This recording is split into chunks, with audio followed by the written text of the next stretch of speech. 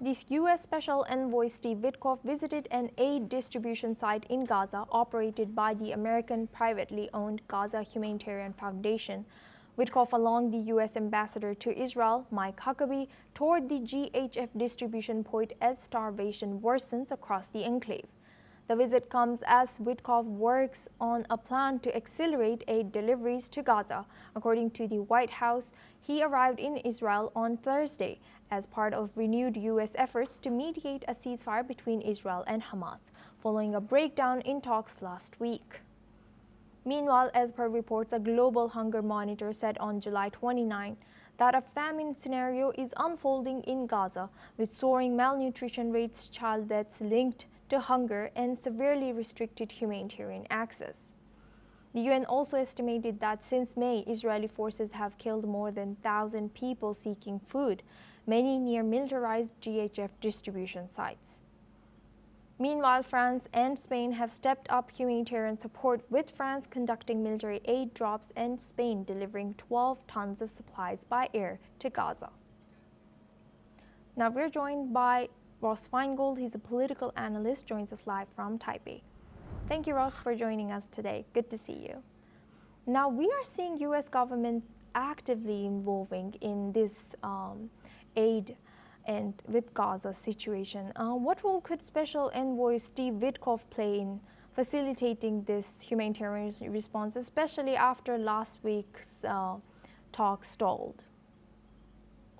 That's a really interesting question because at times the United States and Special Envoy Witkoff have frankly taken Israel's side. At other times, they've seemed to have played the role of an interlocutor working with Qatar and Egypt to try and bring Hamas and Israel closer to a ceasefire agreement. What really is the big unknown here is what is the willingness of the United States to put pressure on Israel. There's been some recent statements by President Trump about the malnutrition and starvation situation among civilians in Gaza. So that may have been put a little bit of pressure on Prime Minister Netanyahu. But again, how much pressure is the United States willing to put on Israel, and specifically what kind of message is Witkoff bringing from President Trump to Netanyahu? We can only speculate about that. And now, Ross, in light of the failed ceasefire talks last week again, what are the prospects for renewed negotiations between Israel and Hamas? One thing we know from recent or even throughout the period of the war between Israel and Hamas going back to October of 2023, the ceasefire talks have often been on again and off again. And sometimes when they go off, there's no resolution. Sometimes when they're on and off, they go back on and they do reach a ceasefire agreement. We saw that earlier this year with the ceasefire, even though it only lasted a brief period, and eventually war resumed in March. But the takeaway here is that we should never assume that ceasefire talks are dead. It's very clear that the interlocutors, again, that's Qatar, Egypt, and the United States, they have continually worked with the two sides, Israel and Hamas. They have never completely given up on ceasefire talks, and they deserve credit for that. The Qataris, the Egyptians, and the Trump administration deserve credit for their willingness to continue to engage both sides in potential ceasefire talks. So I think we should never completely give up on the hope for a ceasefire. It's always possible that those talks could resume and come to some positive conclusion. Yes, and Ross, now given the ongoing famine and starvation crisis in Gaza, how effective are current international efforts, including those by US, France, Spain, and other countries that you have mentioned? It's clearly not enough.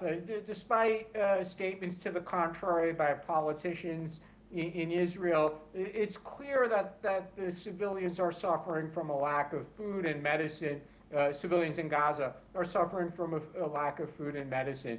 And as we've talked about many times here on NewsX, there's this issue about how responsive is the Israeli government to international pressure. At times, they've frankly have not been responsive at all, but at times, yes, they are responsive. I would say that Prime Minister Netanyahu ultimately is responsive to international criticism.